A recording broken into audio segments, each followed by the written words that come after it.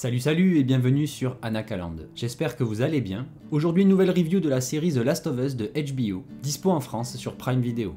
Le deuxième épisode intitulé Infecté tient donc bien plus court que le précédent, environ 55 minutes, et qui sera donc bien plus rapide à analyser. Mais avant de s'attaquer à ce deuxième épisode de la saison, un petit mot sur ma première vidéo sur le sujet. J'étais tellement impatient de la poster que je n'ai pas réfléchi à ce que cela impliquerait de la publier en pleine journée. Et résultat, c'est qu'elle a disparu des suggestions YouTube. C'est à ce jour le moins bon démarrage de la chaîne pour une vidéo, et c'est ma faute. Donc si ça vous dit d'en savoir un peu plus sur le premier épisode de la série, ses différences et ses similitudes avec le jeu, ses easter eggs et autres petites théories pour la suite de la saison, n'hésitez pas à aller la voir, ça serait super cool, je vous mets le lien juste là. Et maintenant revenons à notre sujet, le deuxième épisode qui envoie du lourd comme attendu, même s'ils auraient pu aller bien plus loin niveau angoisse. Alors que l'on se retrouve enfin de l'autre côté du mur dans la ville abandonnée et infestée, dévoilant toute la partie infection, infiltration et terreur de la série. HBO nous offre donc un épisode excellent qui restera dans les mémoires. Donc comme d'habitude je commencerai avec la partie sans spoil dans laquelle j'essaierai de ne juger que la série, en tentant d'oublier les jeux, pour ensuite faire un lien avec le jeu vidéo dans une partie spoiler de l'épisode 2. C'est parti.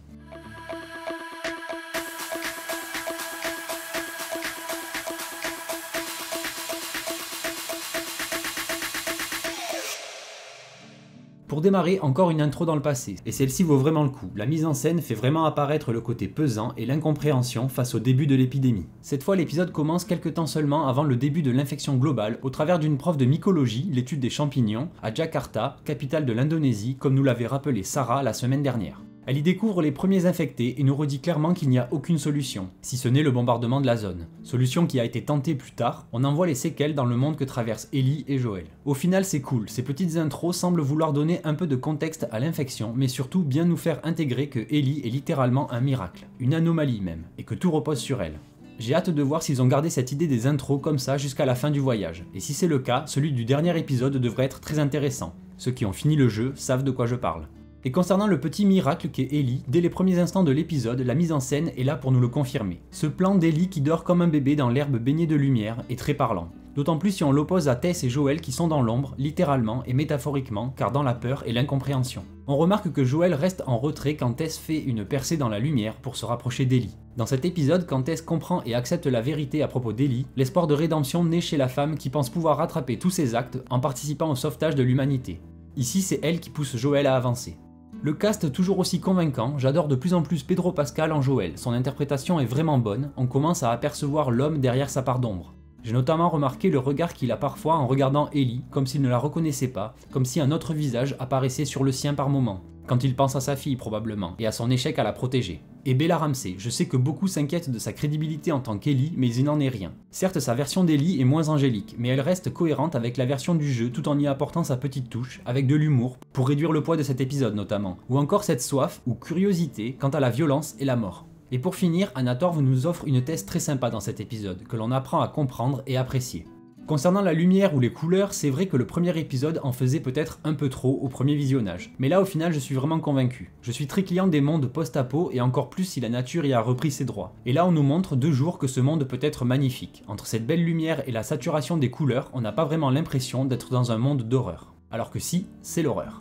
Mais plutôt dans un monde qui demande à être exploré et je trouve ça vraiment cool cette dichotomie entre ce monde post-apo vraiment joli et l'horreur de l'infection. Très graphique elle aussi avec ses montagnes de corps transformés ou encore les infectés qui sont superbement exécutés. On est vraiment dans un univers où la survie sera l'enjeu ultime avec cet épisode tout en accentuant ce côté respirable comme dit dans la vidéo précédente. Cela pourrait sembler contradictoire mais pourtant ils y sont parvenus grâce à des valeurs de plan variées et de jolis make painting pour les panoramas. Comme je le pensais également dans ma vidéo précédente, dans cet épisode on retrouve vraiment le sel du jeu avec toute cette part d'infiltration et cette angoisse qu'un simple claquement suffit à réveiller. Le sound design est extra là aussi, entre le bruit du piano et celui des infectés et notamment les claqueurs qui sont parfaits. Je pense que même sans en savoir plus, cela suffit à éveiller la frayeur des personnages autant que chez le spectateur. Donnez-moi votre avis là-dessus d'ailleurs, si vous n'avez pas joué au jeu, qu'avez-vous ressenti lors de cette scène avec les claqueurs ? Toutefois ça passe plutôt vite, l'étape du musée n'est pas aussi développée et donc pas aussi effrayante qu'elle aurait pu l'être, mais bon. On est dans une série donc l'immersion passe par d'autres codes, et le temps d'un épisode est limité donc il y a des choix à faire.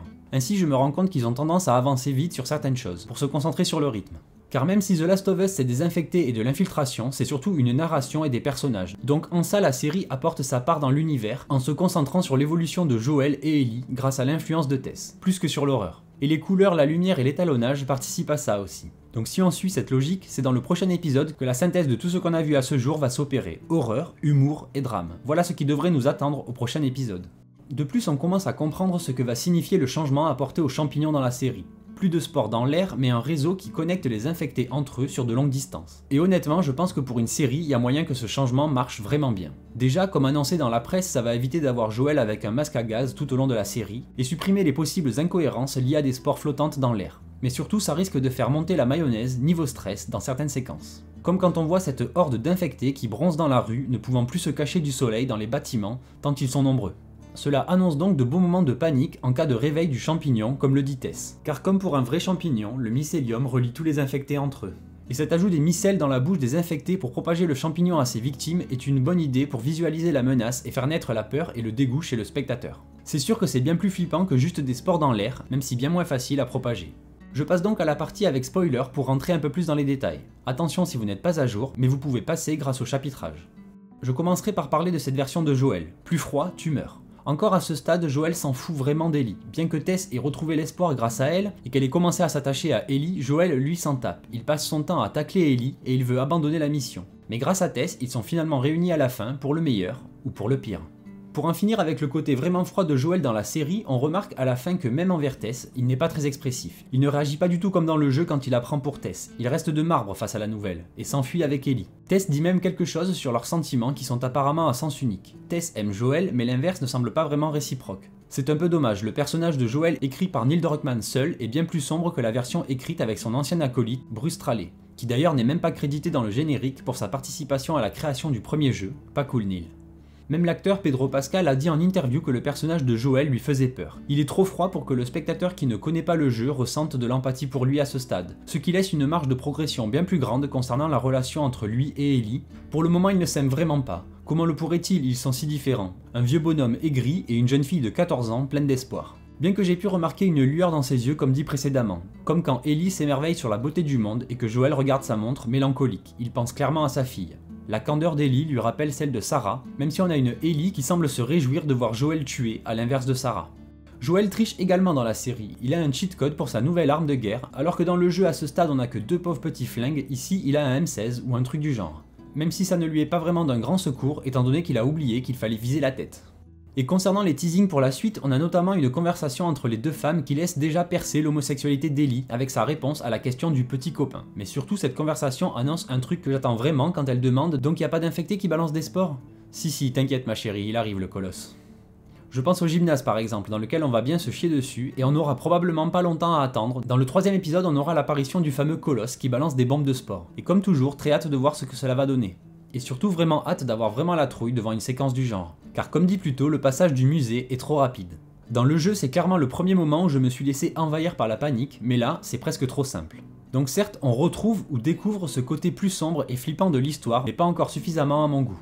Par contre, à la fin, pourquoi Tess galère avec son zippo plutôt que de ramasser une grenade? Ça aurait été plus vite, et surtout, elle n'aurait pas eu à subir le baiser de la mort, trop dégueu. J'espère que vous n'avez pas regardé ça en prenant vos petits déj ou quoi, ça fout la gerbe.